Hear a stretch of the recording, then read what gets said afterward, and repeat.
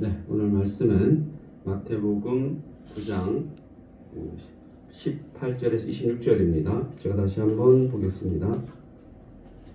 18절부터입니다. 예수께서 이 말씀을 하실 때에 한 관리가 와서 절하며 이르되 내 딸이 방금 죽었사오나 오셔서 그 몸에 손을 얹어 주소서. 그러면 살아나겠나이다 하니 예수께서 일어나 따라가심에 제자들도 가더니 12해 동안이나 혈루증으로 앓은 여자가 예수의 뒤로 와서 그 겉옷가를 만지니 이는 제 마음에 그 겉옷만 만져도 구원을 받겠다 함이라.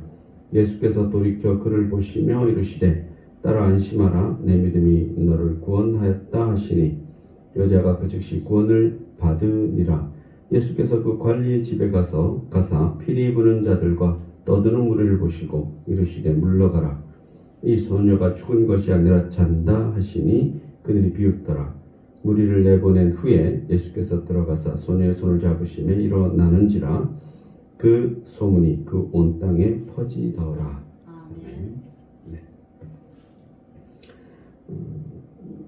복음서마다 다 있는 내용이에요. 복음서마다 마태, 마가, 누가 복음에, 공간 복음에 다 있는 내용이죠. 이렇게 막 예수님께서 막 살리시는데 뭐 방법이 없죠. 사람들이, 그죠? 이렇게 죽은 자를 막 죽을까 말까 하는 자를 막 살리는데, 오늘날 같으면은 병원에서 많이 살리죠, 그죠? 죽을까 말까 하는 사람은. 이제 그 시대는 진짜 죽을까 말까 하는 사람을 사람이 막 살려요, 사람. 그러니까 사람들이 구름대처럼 몰려오겠죠.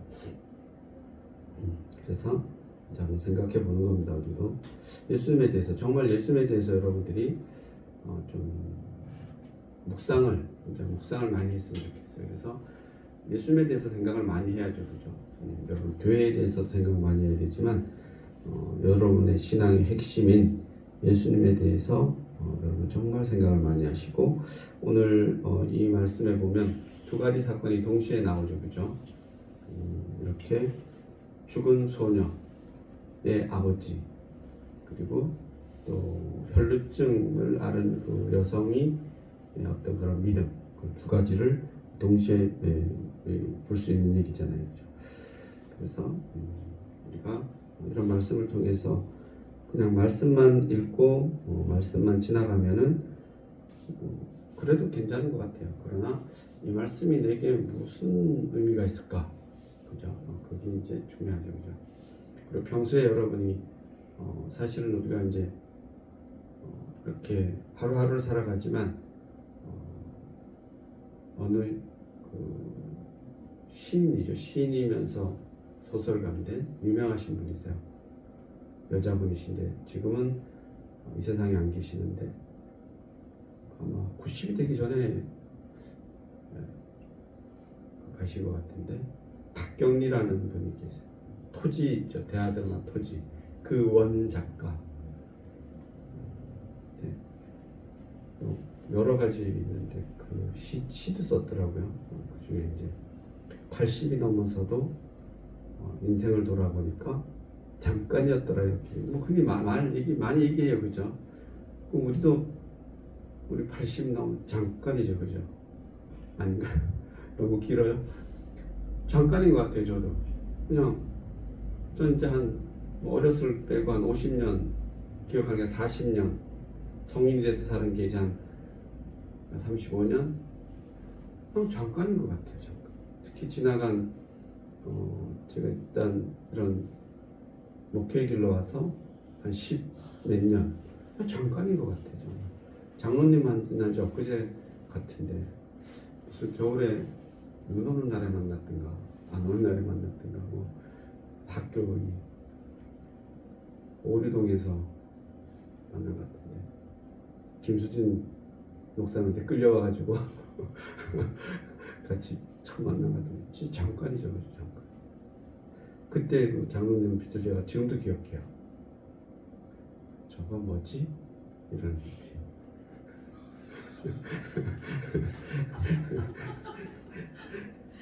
진짜로 기억해요. 진짜 딱 그 눈빛이었어요. 그 눈빛. 조금 더 직설적이면 저 자식 뭐지? 이렇게 저를 쳐다봤던 것 같아요. 저는 어떻게 봤겠어요? 저 새끼 뭐지?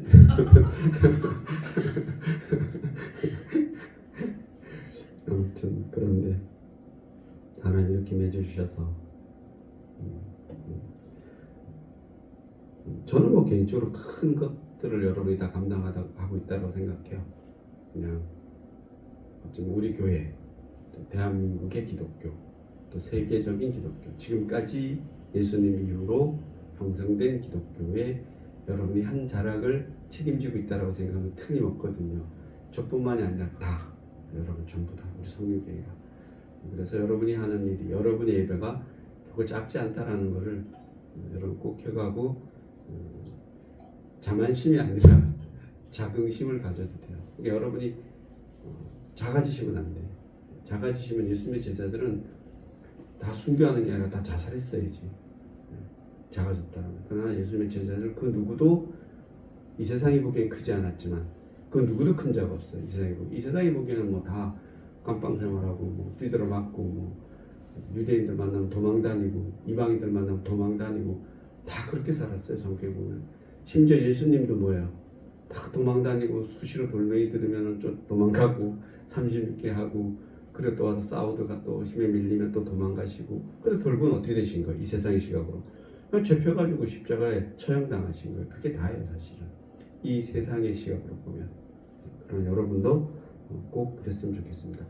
그러나 성경에서는 오만한 자는 절대 이해하지 않으세요.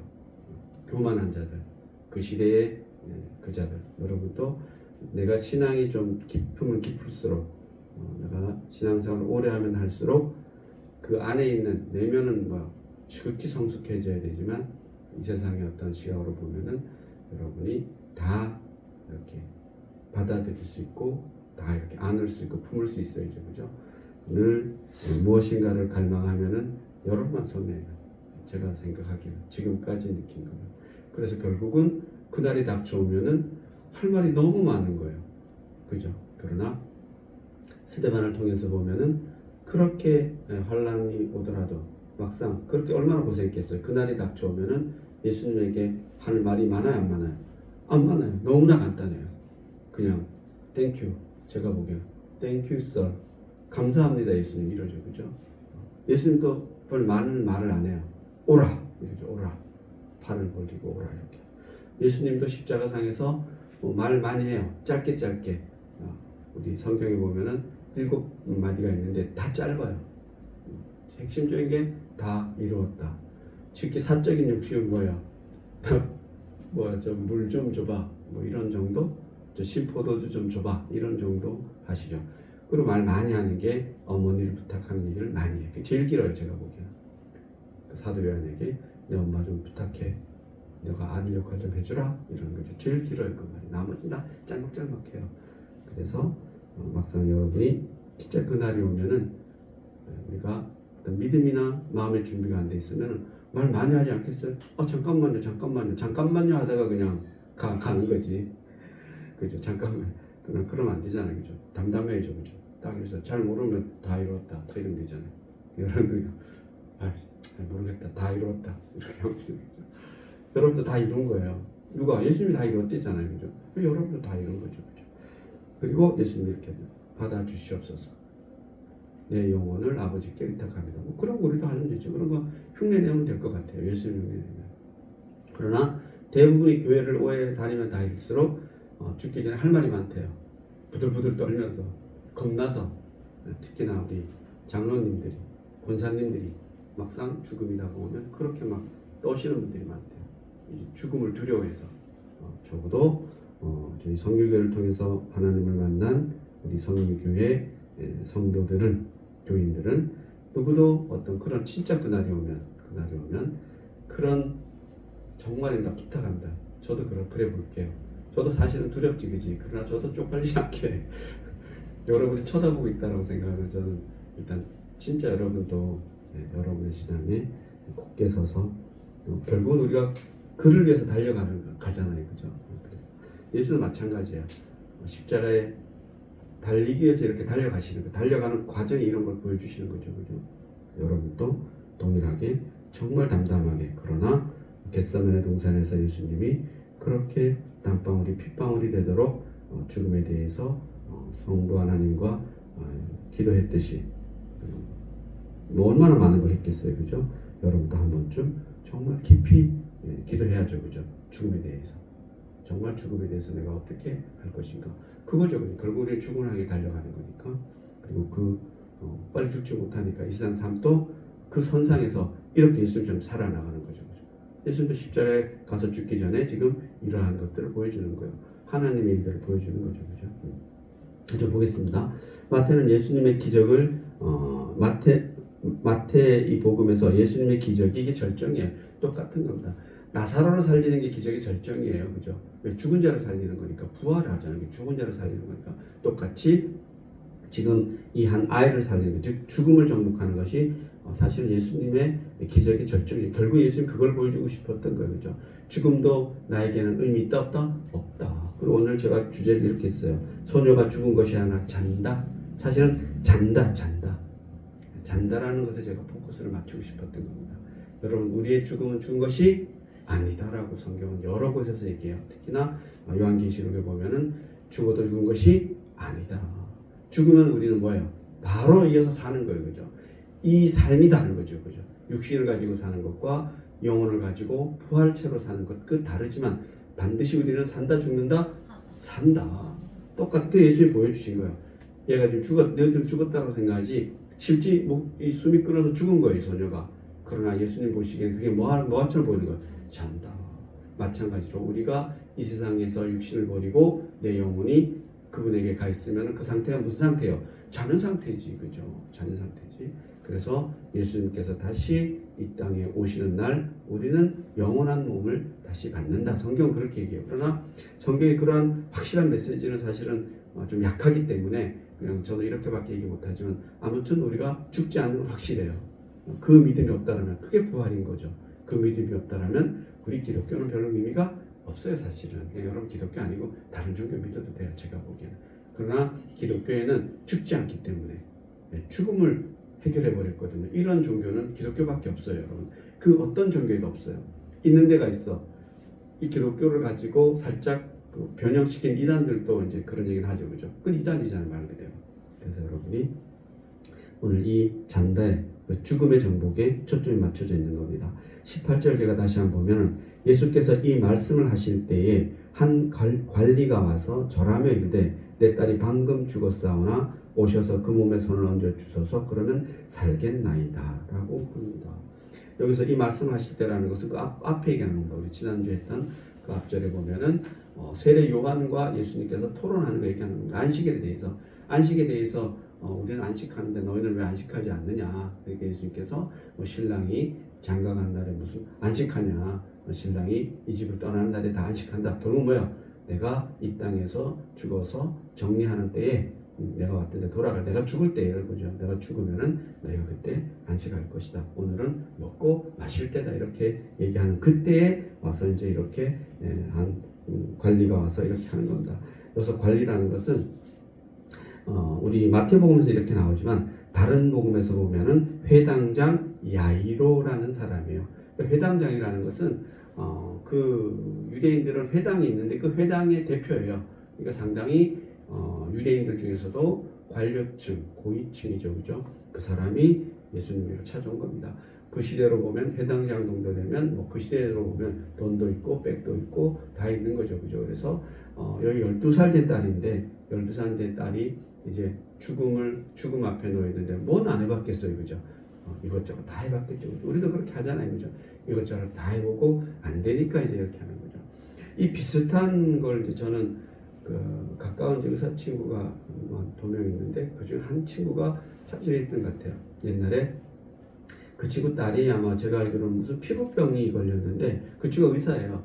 한림대 의대를 졸업해서 의사였는데 의사임에도 불구하고 그 병 고칠 방법이 없는 거예요, 우리나라에서. 그때는 그 친구가 신앙이 없었어요. 그런데 그 아이를 데리고 여기저기 다 가서 미국까지 가서도 했는데 안 되는 거예요. 그냥 포기한 거죠, 사실은. 포기하고 그 다음부터 어디를 다녔냐면은 신에게 의존한 거죠. 굿도 해보고 뭐도 해보고 무당도 쳐보고 다 해본 거예요. 그러고 나서 간 데가 어디예요? 그냥 교회를 간 거죠, 그죠? 마지막에 교회를 간 거예요. 오늘 안 믿었으니까 교회를 가서 특히 기도원 가서 기도해주고 안수해주고 그러다가 얘가 병이 나버린 거예요, 이게. 그때부터 그 친구가 엄경태라는 친구인데 정말 거의 미친 듯이 신앙생활을 한 것 같아요. 그래서 신학도 하고 뭐 머리가 진짜 너무 좋아요. 저도 뭐 태어나서 머리 나쁘다는 생각은 안 해봤는데 저랑 비교도 안 돼요. 그래서 원래 한림대 의대는 서울대 의대 떨어지면은 재수 안 하고 가는데 한림대 의대예요. 춘천에 있는 한림대 의대 나온 사람들은 서울대 다음으로 똑똑한 친구들이 그때는 많이 갔어요. 대부분이. 재수하기 싫어서 한림대를 갔는데 지금도 한림대 괜찮을 거야 아마. 정말로 이 친구는 정말 똑똑한 친구예요. 이 머리 두뇌 샤프한 걸로는 제가 이제 박사가 되고 나서도 가끔 통화를 하면은 저는 뭐 이렇게 주석 논문 쓰려고 이쪽 필요한 부분인데 이쪽 통째로 얘기를 하는데 뭐 제가 박사가 아니고 그 친구가 박사예요. 너무 똑똑한 거예요. 그래서 정말 하나님께 열심히 했는데 생각보다 빨리 갔어요. 하나님 빨리 불러서 몇 년 됐어요. 한 5년 정도 된 것 같아요. 천국 간 지가. 아무튼 그 친구 생각이 내내 좀 났어요. 옛날에는 이거 보면 그 친구 생각이 안 났는데 그 친구 생각이 나더라고요. 아무튼 그래서 빨리 갔습니다. 그래서 배당장이라는 것은 다 해본 거예요. 다 해보고 안 되니까 누구를 찾아왔어요? 예수님을 찾아온 거예요. 이 유대인들은 예수님을 이 시대에 뭐라고 생각했어요? 이단의 수괴라고 생각했어요. 그냥 이단이라고 생각했어요. 유대인을 좀먹는 그런 사람이라고 생각했는데 결국은 뭐예요? 자기도 보고 듣는 게 있잖아요. 그죠? 예수님을 스치기만 해도 예수님이 눈빛 주기만 해도 병이 어떻게 그 시대에는 이 병이나 이런 것들을 다 사탄이라고 생각했거든요. 그러니까 이러한 병이나 아픔이나 슬픔이나 고통들이 예수님이 그냥 슥 바람만 불고 지나가도 다 나와버리는 거죠. 그죠? 그러니까 이 사람이 나서 이렇게 고백하는 겁니다. 내 딸이 죽었는데 사실은 죽진 않은 것 같고 죽기 직전의 모습이었던 거죠. 그죠? 다른 복음서를 보면은 들어와서 예수님에게 그냥 와서 손만 한번 얹어주시면 내 딸이 살 것을 제가 믿습니다. 이러는 겁니다. 그런 고백을 하는 겁니다. 우리도 사실은 예수님의 제자가 아니잖아요. 이 사람은. 이 시대적으로 보면. 그러나 우리는 놀랍게도 예수님 제자잖아요. 그죠? 우리도 이 사람도 이렇게 믿음이 이제 굳센데 우리의 믿음은 어디쯤에 와 있을까? 그런 것도 사실은 생각해 봐야 되는 거죠. 그죠? 그런 이야기를 지금 하고 있는 겁니다. 19절에 보면은 예수님이 이에 대해서 뭐라 그러냐면은 가타부터 말을 안 해요. 그냥 일어나서 가요. 그죠? 19절 한번 볼까요? 19절 보시면은 예수께서 이렇게 배당장이 얘기하니까 이렇게 얘기하니까 예수께서 일어나 따라가심에 제자들도 가더니 그래서 그냥 따라가는 겁니다. 여러분들도 예수님에게 하실 말씀 하세요 하시면은 예수님이 여러분을 어떻게 할까요? 따라 오시겠지. 그죠? 믿으세요. 이분도 따라오는데 제자 아닌 사람들도 따라오는데 여러분은 예수님의 제자인데 왜 따라오지 않겠습니까? 믿음이 있으면 따라올 줄을 우리는 믿었으면 좋겠습니다. 그리고 나서 예수님이 회당장의 집으로 따라가는 바로 그때 또 다른 사건이 일어나는 겁니다. 20절 보시면은 12해 동안이나 혈루증이 뭔지 아시죠? 저도 정확히는 잘 모르겠어요. 그러나 여성들 부인병인 것 같아요. 부인병에 이제 정확히 잘 모르겠어요. 어쨌든 피가 멈추지 않고 계속 나는 걸 혈루증이라고 그러는 것 같은데, 근데 이 혈루증이 왜 중요하냐면은 그 시대에는 여성들이 계속 그 시대 여성들이 기본적인 그런 여성들이 성인이 되면 나타나는 그런 그것을 부정하다라고 생각했어요. 그래서 정확히 일주일 딱 끝나야 되는데 안 끝나고 길어지면은 그 여자 부정하다고 생각하고 그때는 사람들을 만나도 다 부정해져 버리는 거예요. 그러니까 피해에 대해서 상당히 민감했던 것 같아요. 오늘날은 뭐예요? 무슨 부정하기는 그게 뭐예요? 축복이지, 그지? 축복이잖아요. 다산 이런 축복이죠, 그죠? 아이를 낳을 수 있는 능력인데 이게 얼마나 좋은 거예요, 그죠? 그러나 그 시대에는 그러지 못했던 것 같아요. 그러니까 이 여성은 뭐예요? 계속 나는 거예요, 계속. 그러니까 누구를 만나지도 못하고 아무것도 못하는 거예요. 그러니까 마음을 어떻게? 나는 하나님으로부터 버림받고 유대인이니까 또 뭐예요? 사람들로부터 버림받고 이런 생각을 한 거죠, 그죠? 그러나 여기서 사람부터 버림받은 건 맞는데 하나님으로부터 버림받은 건 아니죠, 그죠? 스스로가 그렇게 생각하는 것이 여러분이 무슨 일을 하면 하나님으로 버림받을 수 있겠어요, 그죠? 저는 그렇게 생각하지 않습니다. 성경 어디를 통해서 봐도 물론 하나님이 우리에게 시험하시고 우리에게 벌도 주시고 그러지만 결국은 하나님 우리 버려요, 안 버려요? 버리지 않는다라고 저는 그렇게 생각합니다. 어떠한 일이 있어도 여러분 하나님을 버리지 않아요. 만약에 그랬으면은 우리 구원받을 자 하나도 없지. 구원받을 자 어디 있어요, 그죠? 다 거기 안에 들어가 있다라는 겁니다. 그래서 이 여인이 이렇게 하죠. 12해 동안 혈중을 앓는 여자가 예수의 뒤로 와서 그 고독가를 만지기만 해도 내가 뭐 하겠다? 이 병이 낫겠다 이렇게 생각하죠, 그죠? 이 병이 낫겠다 생각했는데 예수님께서는 이렇게 얘기하십니다. 그러한 믿음을 가지고 예수님을 만졌는데 예수께서 돌이켜 22절 그를 보시며 이르시되 딸아 안심하라 내 믿음이 너를 뭐했다? 구원했다라는 거죠, 그죠? 내 믿음이 너를 구원했다. 여기는 내 병이 나았다 이런 뜻도 있지만 그것을 넘어서 뭐예요? 너는 나의 제자가 됐다 이런 넓은 의미가 있는 거죠. 말 그대로 구원을 받았다라고 얘기합니다. 그래서 하시니 여자가 즉시 구원을 받느니라. 그래서 예수님께서 네가 구원을 받았다라고 하면 즉시 구원 받는 거예요. 마찬가지로 우리도 예수님에게 구원을 언제 받아요? 예수님이 원하시면 즉시 받는 거예요. 그죠? 즉시 받는 거예요. 나는 구원 받았을까? 안 받았을까? 그런 의심은 눈꼽만큼도 할 필요가 없다. 그래 여러분이 그냥 나 구원 받았나? 이렇게 생각하는 것이 가장 어리석은 생각이라고 저는 생각합니다. 나는 무조건 구원 받을 수밖에 없는 거죠, 그죠? 그래서 이제 이 여자가 그렇게 혈류병에 대해서 낫고 난 다음에 이제 예수님께서는 많이 넘어갔네요. 그래서 이제 23절로 가겠습니다. 23절 가시면은 23절 한번 봅니다. 예수께서 그 관리의 집에 가서 피리 부는 자들과 떠드는 무리를 보시고 이제 중간에 이 혈류증 앓는 여성을 구원하고 그리고는 어디로 가야 돼요? 그것도 회당 양집으로 가야죠, 그죠? 죽은 아이를 보러 가야 되니까. 그래서 이제 뜻하지 않은 사건으로 이제 혈류증 앓는 여인이요 예수님이 가시는 행차가 좀 늦어진 거예요. 늦어졌으니까 아마도 이 관리가 예수님에게 올 때는 숨은 붙어 있을 것 같은데 이제 그 시간이 좀 지체되다 보니까 그 안에 이제 아이가 죽은 거죠, 그죠? 죽으면은 유대인들은 이런 행사를 해요. 23절을 보시면 예수께서 그 관리의 집에 가서 피리 부는 자들과 떠드는 무리를 보시고 라고 했을 때 회당장이 예수께 찾아올 때는 어린 딸이 죽어가고 있었을 것이다. 그런데 이런 사건들로 인해서 지체되니까 아마 가는 중에 그 소년은 죽었다라는 겁니다. 왜 죽었다라고 느껴지냐 하면 어떻게 보통 죽으면 세 가지 의식을 하는데 첫째는 슬픔을 표시하기 위하여 옷을 찢는다 그래요. 옷을 이제 이렇게 슬프니까 옷을 찢고 또 죄랑 또 상관없다라고 표현할 때도 유대인들이 이렇게 옷을 찢었던 것 같아요. 나는 이 죄랑 아무 상관이 없습니다 이렇게. 그 둘째는 통곡하는데 우리는 보면은 왜 우리도 많이 하죠, 그죠? 옛날에 요즘은 뭐 그렇게 안 하지만 그 계속 곡을 했잖아요, 그죠? 옛날 집에서 보통 초상 나면 집에서 뭐 했는데 아이고 계속 하는 거죠, 그죠? 정말 그거 쉬운 일이 아니에요, 그죠? 그래서 여기도 그랬던 것 같아요. 근데 곡은 해야 되니까 곡하는 사람이 있었대요.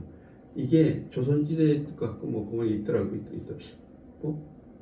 곡모라 그 곡을 해주는 여성들이 있더라고요. 돈 받고 곡 해주는 사람들이 있더라고요.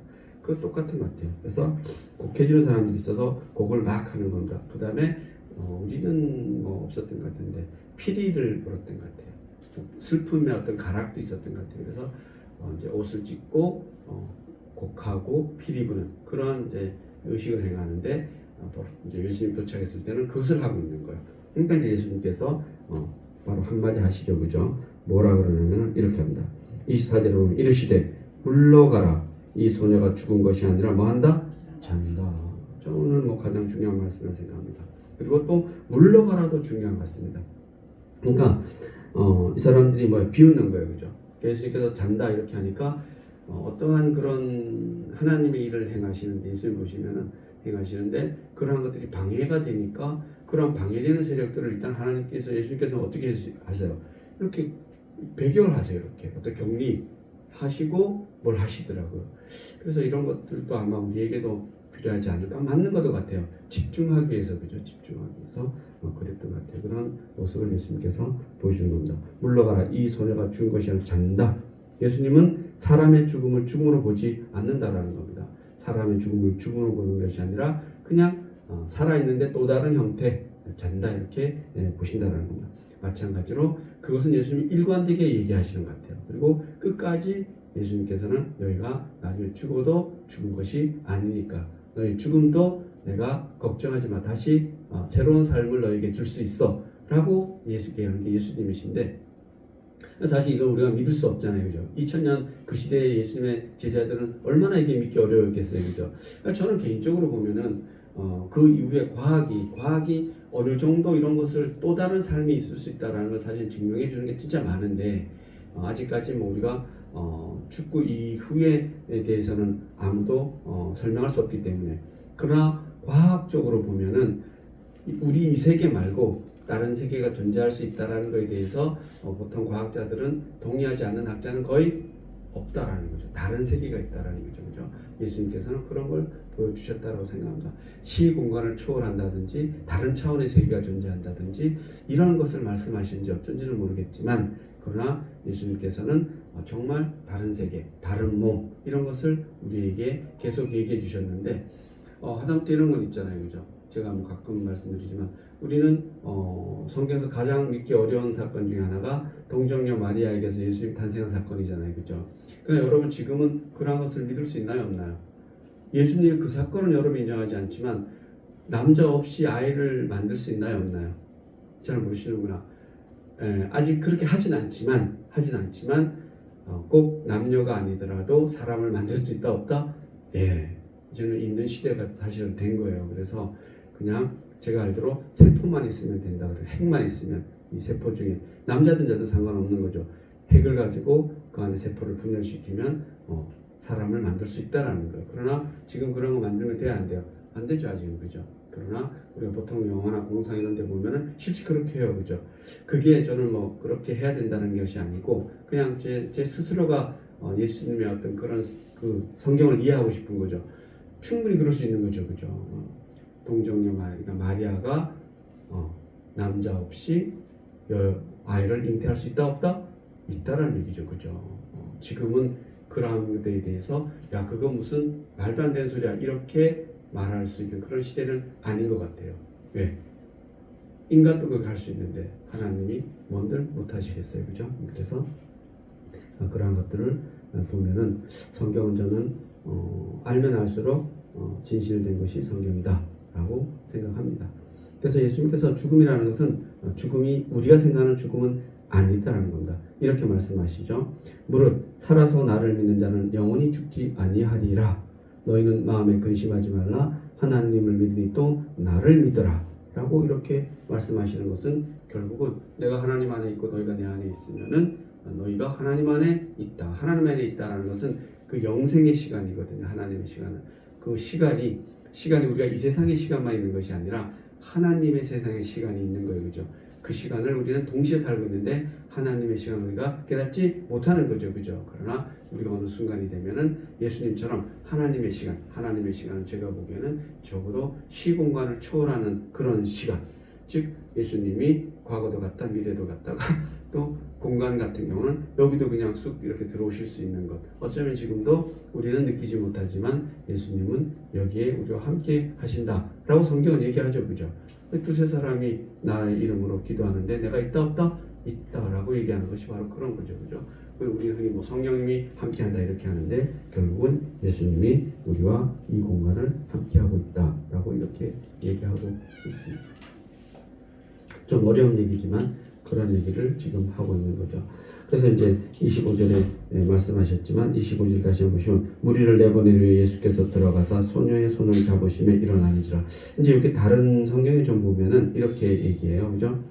달리다 굼 이렇게 얘기하죠. 소녀야 일어나라. 달리다 굼이라는 것은 아람어인데 소녀야 일어나라 이렇게 하시는 겁니다. 그래서 이러한 잔다라고 하는 데 대해서 비웃은 그런 사람들은 예수님께서 다 물리시고 혼자 가서 이렇게 이 소녀에게 일어난다 이렇게 하죠. 그죠? 그래서 우리는 어느 날 주님 나라에서 이렇게 부활할 것을 믿는다라는 거죠, 그죠? 오늘날 우리 육체가 아니죠, 그죠? 영원히. 그리고 제가 본 요한계시록에서는 예수님께서 이 땅에 오실 때, 재림하실 때 공중에서 우리는 그를 만난다라고 분명히 이야기하고 있거든요. 그러면은 우리는 이 몸으로 예수님을 만나는 것이 아니라 지금 만약에 예수님이 이 땅에 오신다라면 우리의 몸이 변화된 몸으로 마치 예수님의 부활체 같은 그런 몸으로 변화돼서 그분을 만난다라고 저는 생각합니다. 이 몸이 변하는지 아니면 새로운 몸이 되는지 그는 잘 모르겠어요. 그러나 예수님의 예를 본다라면은 이 몸이 이 땅에서 살아서 예수님을 만나는 사람은 이 몸이 아마 부활체로 바뀌지 않을까라는 생각도 해요. 그러나 우리가 죽잖아요. 이 땅에서 죽어서 버리는 이 몸 버리면은 우리는 영혼만 남으니까 영혼이 새로운 부활체를 입는 것이 아닌가 이렇게 개인적으로 생각합니다. 아무튼 지금의 몸이 아니라 시공간을 초월하는 아주 자유로운 그런 몸이 되지 않을까. 어쩌면 영혼을 담는 그런 몸, 새로운 몸이죠, 그죠? 그런 몸이 예수님의 몸 같은 몸이 아닐까 그렇게 생각해 봅니다. 우리가 죽으면 땅에 묻혀서 흙이 되는 것이 아니라는 거죠. 다시 살고 영생한다라는 겁니다. 어떤 사람들은 천국이 있다 이렇게 얘기하면은 비웃을지도 모르지만 우리 성경에서는 그렇게 말씀하고 있지 않습니다. 바로 천국도 있고 지옥도 있고 당연히 부활도 있다라고 얘기합니다. 예수님께서 꾸준히 우리에게 각인시켜 주신 것이 그런 거죠, 그죠? 예수님은 친히 십자가에 못 박혀 죽으시고 부활하셨다라는 것을 우리는 성경을 통해서 너무나 잘 알고 있습니다. 몸으로 보여주셔서 부활의 첫 열매가 된 거죠. 예수 스스로가 죽으시고 다시 사신 겁니다. 그 후로 예수 그리스도를 믿고 죽는 자마다 다 몸은 이 땅에 남지만 그러나 영혼은 다시 예수님 나라에서 그 때가 차면은 부활할 것으로 우리는 믿으며 살아가는 겁니다. 마치 달리다 굼 소녀야 일어나라 이 말씀이 오늘 우리에게 주어진 말씀이라고 생각합니다. 너는 일어나라. 그죠? 그래서 여러분 결코 죽음이 우리에게는 존재할 수 없다라는 겁니다. 그럼 이제 자신감이 생겨야죠. 그죠? 예수님은 인간의 육체의 질병을 고치시고 자연을 정복하시며 초자연의 세계를 정복하셨을 뿐 아니라 죽음까지도 정복했다는 겁니다. 제일 어려운 게 죽음이에요. 그죠? 사실은. 그래서 그 시대도 그렇고 이 시대도 그렇고 죽음이 가장 어려운 거죠. 그죠?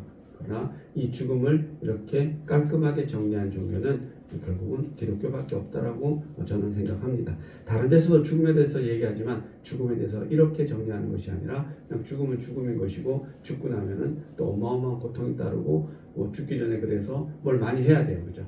그러나 아무리 생각해봐도 뭘 많이 해야 되는 것은 우리 인간이 뭘 얼마나 많이 할 수 있겠어요. 그죠? 그래서 그런 것은 옳지 않다라고 생각합니다. 결국은 어떤 신적 존재가 신이 존재한다라면은 그러한 영역은 신의 영역인데 우리 인간이 그걸 해결할 수 있다라면은 뭐 걱정이 있겠어요, 그죠? 우리는 신의 신적 존재가 아니잖아요, 그죠? 그렇기 때문에 신만이 할 수 있는 일을 우리에게 감당시킬 거라고는 생각하지 않습니다. 다만 우리는 이 세상을 열심히 살아내면서 그 신의 존재를 믿으면 된다라고 성경은 그렇게 얘기하는 거예요. 그러나 보통 영지주의 관점에서 다른 종교들은 그렇게 얘기하지 않아요. 뭔가를 해야 된다라고 자꾸 얘기를 해요. 우리가 뭔가를 해서 뭘 쌓아서 덕을 쌓아서 뭘 잘해서 착하게 살아서 뭔가를 해야 된다고 하는데 그건 너무나 말이 안 되잖아요. 그러니까 간편한 얘기로 돈을 뭔가 많이 바쳐서 뭔가를 해야 된다라면 마치 공양미 300석이 있어야지만 신봉사가 눈을 쓸 수 있다 그런다라면 그럼 타고날 때부터 부자인 사람들은 그러면 땡 잡은 거 아니에요, 그죠? 그럼 타고날 때부터 그러면은 부자 아닌 우리 대부분의 사람들은 뭐예요? 말이 안 되잖아요, 그죠? 그러면 그게 어떻게 그렇게 있을 수가 있어요, 그죠? 그래서 그런 거는 아니라고 생각합니다. 아무리 봐도 그런 거는 아닌 거죠, 그죠? 그렇기 때문에 신의 영역과 인간의 영역이 있는데 우리 이 세상에서는 돈 잘 벌어서 잘 살 수도 있죠, 그죠? 반면에 못 살 수도 있죠. 우리가 서울역이나 이런 데서 살 수도 있다고 생각해요. 그러나 그 마음에 무엇을 품고 사느냐에 따라서 달라지지 않을까라고 생각합니다. 그리고 특히나 이 세상을 살아가는 우리의 마음이 어떨까? 그래서 저는 여러분이 가능하면 아무리 힘들어도 행복했으면 좋겠습니다. 그래서 기독교는 바로 이러한 신앙이라는 겁니다. 죄의 삭은 사망이요 하나님의 은사는 그리스도 예수 우리 주 안에 있는 영생이라. 우리는 안 된다 이러면은 뭐야? 뭘 해야 된다 이러면 그거는 사망의 길로 갈 수밖에 없다라고 로마서 갈라디아서 신약 성경 대부분 그렇게 이야기해 있어요. 뭘 해야지 구원받고 이런다라면 결코 우리는 할 수 있다 없다. 그러나 뭘 하지 않음에도 하나님이 우리를 구원으로 이끌어 주신 것을 믿을 수만 있다라면은 된다 안 된다? 된다. 아무것도 하지 않아도 된다. 내가 너희를 구원의 길로 이끌어 주겠다라는 거죠. 그리스도 예수 우리 주 안에서 영생이라는 거죠. 그래서 우리의 구원은 온전하게 은혜라는 겁니다. 하나님의 은혜로 구원받는다라는 거. 그럼 여러분이 또 이렇게 생각하십니까? 아니 그러면 목사님 나는 지금부터 죄를 열심히 지어도 됩니까? 그거는 정말 너무 유치한 얘기죠. 그죠? 죄를 지을 수도 있겠지. 그죠? 그러나 죄를 지으려고 하는 사람이 그 하나님의 은혜를 받아들일 수 있나요? 없잖아요. 그죠? 그냥 지극히 상식적으로. 만약에 그렇게 생각한다면 제가 보는 사람은 미친 사람인 거죠. 정상적인 사고를 가지 않는 미친 사람이니까 그 미친 사람은 또 하나님이 다르게 뭔가를 대우해 주시겠죠. 그죠? 약 주시겠지. 정신과 가지고 약 먹으라고. 아무튼 지극히 우리의 보편적인 사람은 하나님의 은혜를 주시는데 변화되는 삶을 살아야 되는데 난 변화되는 삶을 살았으니까 이제 가갖고 저 지나가는 유치원생들을 가서 귀싸대기를 한 대씩 맨날 때려줘야지. 이게 말이 되는 얘기예요? 안 되잖아요. 그죠? 제가 드라마 요즘은 잘 안 보는데 연인이라는 드라마가 있더라고요. 거기 보면은 진짜 옛날 우리 시대가 아픔의 시대죠. 그죠? 흔히 말하는 삼전도 굴욕인가? 아무튼 우리가 그 중국 쪽에 있는 세워진 국가들에게 약탈을 너무나 많이 당했던 거죠. 그죠? 그래서 주로 여인들이 많이 받쳐졌어요. 조궁이라는 이름으로 여인들이 받쳐져서 거기 가서 이제 노예 생활 이런 거 하다가 도망오잖아요. 그죠? 도망오면은 자기 고향을 찾아오면은 뭐 해요? 쫓아. 그래서 원래는 우리 왜 이거는 뭐 욕하는 환양년 하는 거 있죠. 그죠? 그게 원래 우리 욕이잖아요. 그죠? 욕이 아니에요. 환향, 고향 향자요.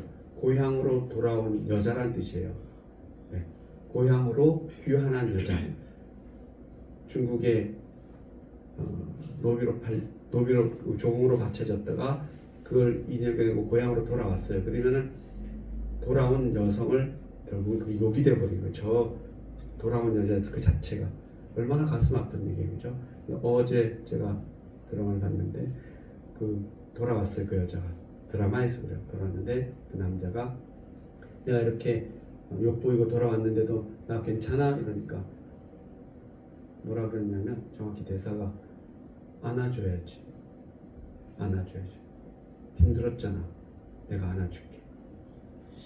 진짜 울컥하지 않나요? 예수님 보는 것 같아서. 그죠? 예수님 뭐라 그랬겠어요? 그렇다면 안아줘야지. 예수님 막달라 마리아를 내쫓아요? 아니잖아요. 그 귀신들이 창녀, 직업 여성. 예수님 어떻게 해요? 안아줘야지. 그리고 1등 제자로 만들어줘요. 예수님의 제자들 중에 물론 남자들이 다 성경 찾으고 있지만 실제 제가 보기에는 여성 제자들이 베스트 오브 베스트 제자 중에 막달라 마리아가 있어요. 요한복음에 그렇게 그려져 있어요. 제자 중 제자라고. 그 막달라 마리아가 마치 우리 그때로 하면 환향여랑 비슷한 여자 같아. 그것도 한 여자죠. 그래서 예수님이 어떻게 안아주고 귀신 쫓아내주고 거의 예수님 복음에 거의 완벽한 제자로 사용하십니다. 그래서 어제 그런 대사가 너무 좋았던 것 같습니다. 짤 한번 보세요. 다 벌써 올라와 있더라고요. 내가 안아줘야지. 아프지. 그래서 아무튼 예수님이 그런 분이십니다. 그래서 우리가 예수께서 죽으셨다가 다시 살아나심을 믿을진데 이와 같이 예수 안에서 자는 자들도 하나님이 그와 함께 데리고 오시리라. 데살로니가전서 4장 14절 얘기예요. 그 얘기에 맞죠. 부활을 믿는다는 거죠. 우리는 다 여기 나와요. 우리는 다 공중으로 들림을 받게 될 것이다. 이건 요한계시록 얘기예요. 공중에서 다시 만나야 돼요. 그래서 그때 우리의 몸은 이 몸이 아니라 지금 예수님 오시면 우리는 부활된 몸으로 바뀐다는 겁니다. 예수님은 죽은 자를 살리셨습니다. 그래서 사도 바울은 고린도전서 15장 55절에서 사망이 너의 승리가 어디 있느냐? 사망아 내가 쏘는 곳이 어디 있냐? 사망 승리가 있다 없다? 없어요. 죽음이 없기 때문에. 크리스찬에게는. 사망은 비크리스찬에게만 승리할 수 있지 크리스찬에게는 승리할 수 없어요. 왜? 우리는 사망이 없기 때문에. 그죠? 사망 자체가 없는 겁니다. 인류의 역사상 죽음을 야단칠 수 있는 사람은 누구냐? 죽음을 정복할 수 있는 사람은 누군가? 오직 예수 그리스도 한 분밖에 없다라는 겁니다. 그분을 믿고 있는 우리는 죽어도 삽니다. 그리스도인은 더 이상 죽음에 대한 불안과 두려움이 있을 필요가 없습니다. 죽음에 대한 갈등도 없습니다. 우리는 초연하게 죽음을 현실로 받아들여야 한다는 겁니다. 죽음은 끝이 아니라 천국을 여는 문이기 때문입니다. 예수님은 죽음을 정복하셨습니다. 기도하시겠습니다. 하나님 감사합니다. 오늘 우리 안에 죽음의 그림자를 제거하여 주시옵소서. 불안하고 두려워하고 쫓기고 초조한 사람들이 예수님을 바라보면서 죽음을 정복한 승리의 예수님을 믿게 해 주시옵소서.